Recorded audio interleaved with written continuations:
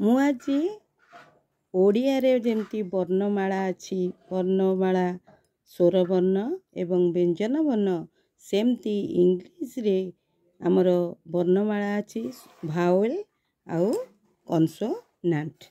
ତାକୁ କେମିତି ସବୁ ଲେଖା ହୁଏ, ସ୍ୱରବର୍ଣ୍ଣରେ କିଏ ଯିବେ ତାକୁ ମୁଁ କହୁଛି। ଆମେ ଯେମିତି ଅ ଆ ହସେଇ ଦିଗେଇ ହସଉ ଦିଗ ଓଡ଼ିଆରେ ଆମେ ସ୍ୱରବର୍ଣ୍ଣ କହୁ, ସେଇଟାକୁ ମୁଁ ଇଂଲିଶରେ ଲେଖିବି। ଅ କୁ କ'ଣ କହିବା, ଏଗୁଡ଼ା ଶିଖିଲେ ଆମେ ସବୁ ଅକ୍ଷର ନାଁ ବନାନ ସବୁ ଶିଖିପାରିବା। ତାପରେ ମୁଁ ଯୁକ୍ତାକ୍ଷର କହିବି। ଆସ୍ତେ ଆସ୍ତେ ସବୁ ବିଷୟରେ ଇଂଲିଶର ଗୋଟିଏ ମୂଳରୁ କହି ଗଲେ ଆପଣମାନେ ସବୁ ଜାଣିପାରିବେ।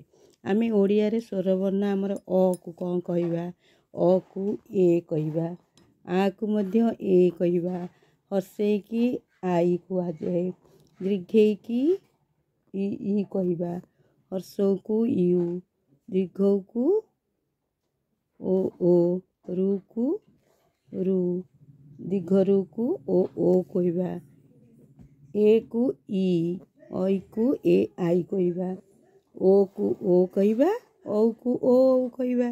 ଏଇଭଳି ଭାବରେ ଆମେ ସ୍ୱରବର୍ଣ୍ଣର ସବୁ ଶିଖିଲେ। ତାପରେ ଆମେ ବ୍ୟଞ୍ଜନ ବର୍ଣ୍ଣ ଶିଖିବା। ବ୍ୟଞ୍ଜନ ବର୍ଣ୍ଣକୁ ଆଉ ଇଂଲିଶରେ କହନ୍ତି କନସୋନାଣ୍ଟ। କନସୋନାଣ୍ଟକୁ କ ଖ ଏଗୁଡ଼ା ସବୁ ଶିଖିବାକୁ ଆମେ କେମିତି ଲେଖିବା।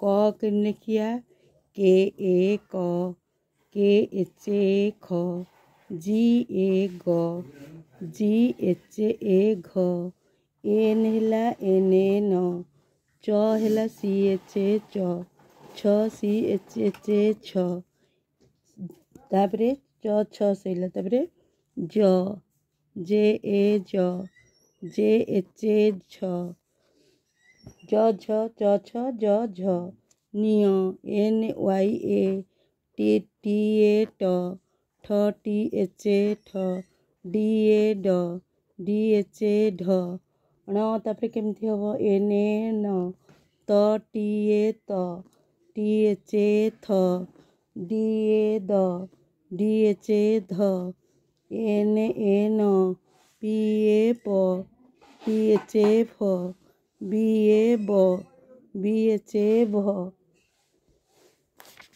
ତାପରେ ଭି ଏ ବି ଭ ହେବ, ଭି ଏ ବି ଭ ହେବ।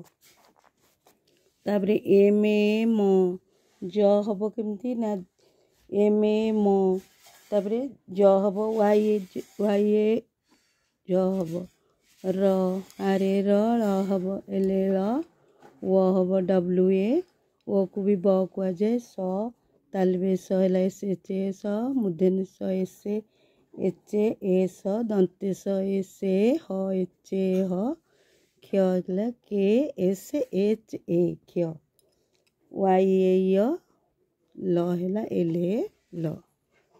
ଏଇଭଳି ଭାବରେ ଆମେ ସ୍ୱରବର୍ଣ୍ଣ ବ୍ୟଞ୍ଜନ ବର୍ଣ୍ଣ ଶବ୍ଦର ସମସ୍ତ ଶବ୍ଦ ମୁଁ ଲେଖିଲି। ଅଂ କେମିତି ହୁଏ, ଅ ଅନୁସାରେ ଅଂ ଏ ଏନ୍ ଜି ଅଂ, ଅହ ବିସର୍ଗ ହେଲା ଏ ଏଚ୍ ଅହ। ଏଇଭଳି ସ୍ୱରବର୍ଣ୍ଣ ବ୍ୟଞ୍ଜନ ବର୍ଣ୍ଣ ସବୁଯାକ ଶବ୍ଦ ମୁଁ ଲେଖିଦେଲି। ଭଲ ଲାଗିଥିଲେ ମୋ ଭିଡ଼ିଓ ଲାଇକ୍ କରିବେ ଏବଂ କମେଣ୍ଟ ମଧ୍ୟ କରିବେ ଓ ମୋ ଚ୍ୟାନେଲକୁ ସବସ୍କ୍ରାଇବ୍ କରିବେ। ତାପରେ ମୁଁ ଯୁକ୍ତାକ୍ଷର ଇଂରାଜୀରେ କେମିତି ଯୁକ୍ତାକ୍ଷର ଲେଖାଯାଏ, ଓଙ୍କ ୱଙ୍କ ୱଙ୍ଗ ଏଗୁଡ଼ା ସବୁ ଶିଖେଇବି, ମାତ୍ରା ସବୁ ଶିଖେଇବି ସବୁ, ତାପରେ ଲେଖିକିରି ଶିଖେଇବି। ଭଲ ଲାଗିଥିଲେ ଲାଇକ୍ କରିବେ।